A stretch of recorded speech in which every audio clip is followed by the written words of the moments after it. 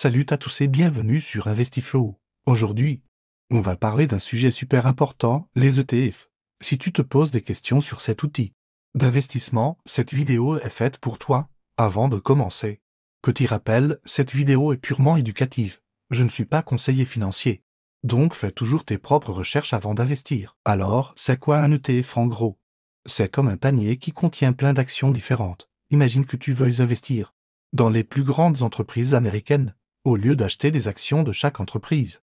Une par une, tu peux acheter un seul ETF qui les regroupe toutes, comme le S&P 500. L'avantage principal?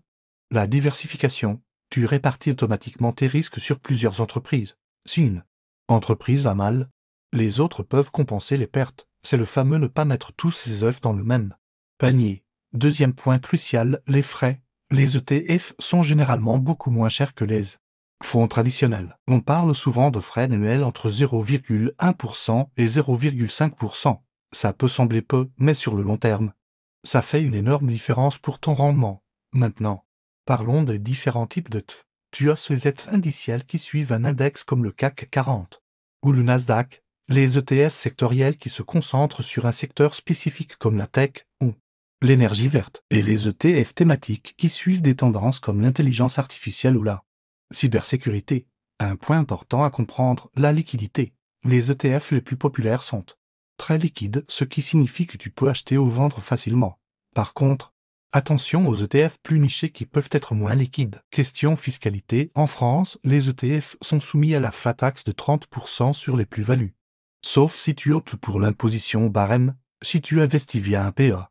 Tu bénéficies d'une fiscalité avantageuse après 5 ans de détention. Attention aux pièges. Certains ETF utilisent l'effet de levier ou sont inversés. Ces produits sont plus complexes et risqués. Je conseille aux débutants de les éviter. Comment choisir son ETF? Regarde d'abord les frais de gestion, plus ils sont bas, mieux c'est. Vérifie aussi la taille de l'ETF et son historique. Un ETF important avec un long historique est généralement plus fiable. N'oublie pas de regarder la devise. Si tu achètes un ETF en dollars, tu t'exposes au risque de change. Il existe des ETF RED qui protègent contre ce risque, mais ils sont plus chers. Le tracking error est aussi important. C'est la différence entre la performance de l'ETF et celle de l'indice qu'il suit. Plus elle est faible, mieux c'est.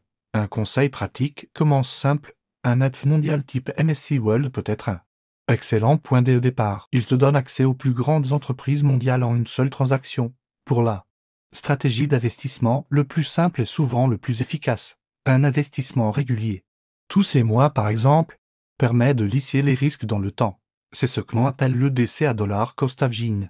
N'oublie pas que les ETF, comme tout investissement, comportent des risques. Les marchés peuvent baisser. Et ton capital n'est pas garanti, c'est pourquoi il est important d'investir sur le long terme et de ne pas mettre tous ses œufs dans le même panier. Pour conclure, les ETF sont un excellent outil pour commencer à investir ou diversifier son portefeuille. Ils sont accessibles, peu coûteux et permettent une bonne diversification. Mais comme tout investissement, il faut bien comprendre comment il fonctionne avant de se lancer. Si cette vidéo t'a été utile, n'hésite pas à la liker et à t'abonner à la chaîne pour ne pas manquer nos prochaines vidéos sur l'investissement. Laisse un commentaire si tu as des questions.